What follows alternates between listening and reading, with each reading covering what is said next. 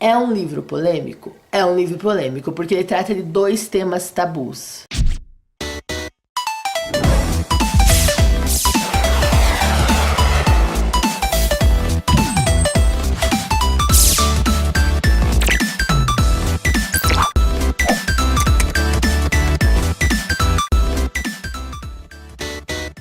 Olá, tudo bem com vocês? Comigo tudo ótimo. Sejam muito bem-vindos ao Espaço Contar. E aqui estamos inaugurando mais um quadro que é o Desafio Espaço Contar. Você vai me desafiar com um livro, com um tema, para eu ler e achar, identificar nessa nossa vasta literatura. Aí, fugindo da cronologia, eu vou tentar suprir o tema que você me falou. O primeiro tema resolvido é o tema da Kaira e da Vânia. Beijo pra vocês, meninas. Obrigado pela participação no canal.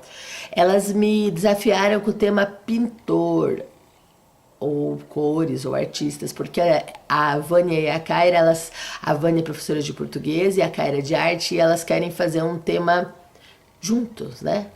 Então, eu indiquei esse livro aqui, O Meu Amigo Pintor, da Lígia Bojunga Nunes. É um livro polêmico? É um livro polêmico, porque ele trata de dois temas tabus da literatura infanto-juvenil. Não apenas um, mas dois. Que é a morte e o suicídio. Temas pesados. Mas é tratado com muita poesia, com muita delicadeza, com muita suavidade. Bom, o Cláudio... antes de falar sobre o Cláudio, eu quero falar que esse livro ele não é linear. Ele começa numa sexta-feira e termina, ele começa numa sexta-feira, os capítulos, né? E ele termina numa terça-feira. Então, uma terça-feira.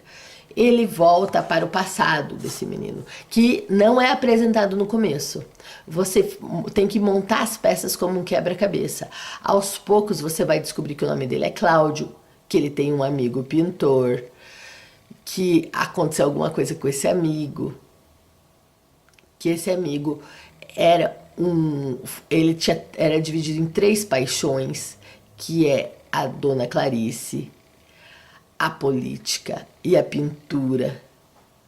E esses três amores brigavam dentro dele, porque o amigo pintor, que não é revelado o nome, ele foi um prisioneiro político. Ele começou a namorar a Dona Clarice desde criança, e eles prometeram casar, eles se amavam. Só que ele começou a se envolver politicamente, começou a viajar pelo Brasil, e a Dona Clarice ficou com ciúmes e, não entendia esse amor dele pela política. Por que não ficava junto com ele? Por que não fazia as coisas junto com ele? E o amigo pintor foi preso e continuou mandando cartas para Dona Clarice. Só que a Dona Clarice não recebeu nunca as cartas, porque eles impediam as cartas de chegar. E até que ela se cansou de esperar e casou e teve filho. E eles nunca mais se viram. Até que um dia eles se esbarraram. E quando eles se olharam, aquele amor voltou todo. E ela começou a visitar o amigo pintor vários dias. E eles iam ao cinema, eles conversavam. Ok? Essa é a história pela ótica do amigo pintor. Agora vamos contar essa história pela ótica do Cláudio, que é o menino. O Cláudio é um menino e ele mora no andar de baixo do amigo pintor. O pintor se tornou amigo do Cláudio porque eles eram parceiros de gamão. É interessante saber que o gamão é um jogo de reis, é um jogo muito antigo, de estratégia, de tabuleiro. É legal apresentar para o leitor o que é o gamão, junto com esse livro. Na casa do amigo pintor tinha um relógio, aquele relógio que bate de meia em meia hora. Irritava todo mundo da família do Cláudio, menos o Cláudio, porque ele sabia através do relógio que o amigo estava lá, como se fosse o coração, a presença. Então aí começa a poesia desse texto. o objeto tem sentimento. A pulsação do amigo é o relógio. Outras coisas. Quando o amigo pintor chamou o Cláudio e começou a ver ele como amigo, às vezes ele queria ser pai, às vezes é amigo, às vezes ele queria resgatar a própria criança dele na presença do Cláudio. Ele foi ensinando o Cláudio as cores. Ele tinha um caderno muito grande em que ele começava com as cores primárias, depois secundárias, e ensinando tudo que ele sabia sobre cor pro Cláudio. Isso é muito poético, muito bonito. Inclusive, assim, o sentimento, se ele estava roxo, ele estava triste, ele estava brabo. Então são cores, assim, os sentimentos através das cores, que é muito legal você jogar para a criança a significação que ela dá para as cores. Isso é muito interessante também nesse livro. Então, eles começam a se conhecer, a conhecer através da pintura. O amigo pintor, ele pinta sempre uma mulher no quadro. E uma mulher que tem sempre uma linha amarela. Amarelo pro amigo pintor é a saudade, é uma alegria, mas meio a saudade.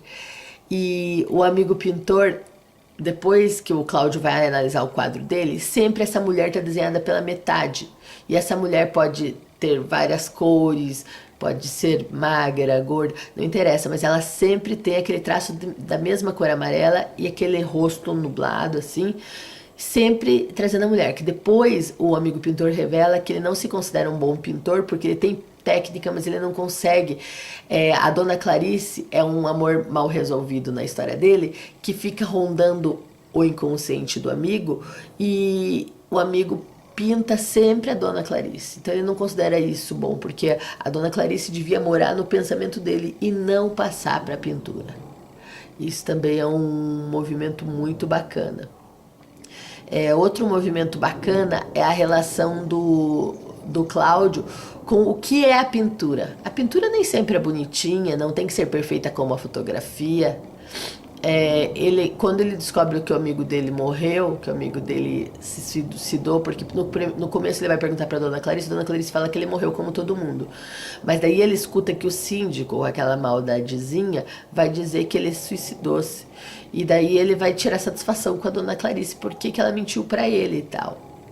E quando ele sabe que o amigo morreu, cometeu um suicídio, ele pega e fica muito triste. E ele vai para a escola e desenha um coração torto, marrom, tudo esmagado. E o amigo dele da escola pega e fala assim, não, isso não é assim que desenha coração. O coração é pontudo, vermelho, com flechinha. Ele fala assim, não, o meu coração é marrom, o meu coração tá triste, o meu coração tá esmagado. Daí o amigo que o amigo simboliza a sociedade que não entende as individualidades dos sentimentos. Então o amigo vai lá e risca por cima um coração de vermelho, bonitinho, faz flechinha e dá para uma menina. Ou seja, não se põe no lugar do outro, não coloca assim, não entende que o coração dele tá triste. Porque quer sempre aquele coração formal, aquela coisa bonitinha. Mas o Cláudio não se incomoda porque aquele coração que ele rabiscou em cima já não era mais o coração dele. Então é isso, de você ver a arte diferente do que seria o padrão. A individualidade na arte. Várias cores são citadas e o amigo pintor, ele tem como vida o azul. E as cores, a morte é o nublado, porque é o nublado que não deixa ele enxergar as cores. E ele fica muito tempo triste e enxerga muito nublado, e ele acha que as cores não vão mais voltar. Então ele decide matar o quê? A vontade de morrer. Não se matar a vontade de morrer. Porque ele acha que o azul nunca mais vai voltar.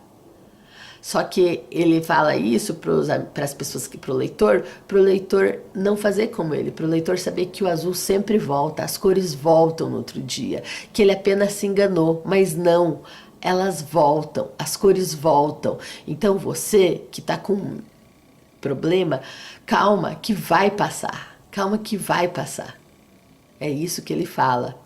Então é um livro muito legal para você refletir com os adolescentes, refletir que você tem que procurar ajuda se você está se sentindo mal, que você não tem que ficar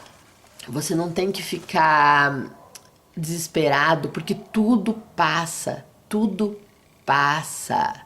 E quanto a dona Clarice, o Cláudio pergunta, você não fala sobre suicídio com o seu filho?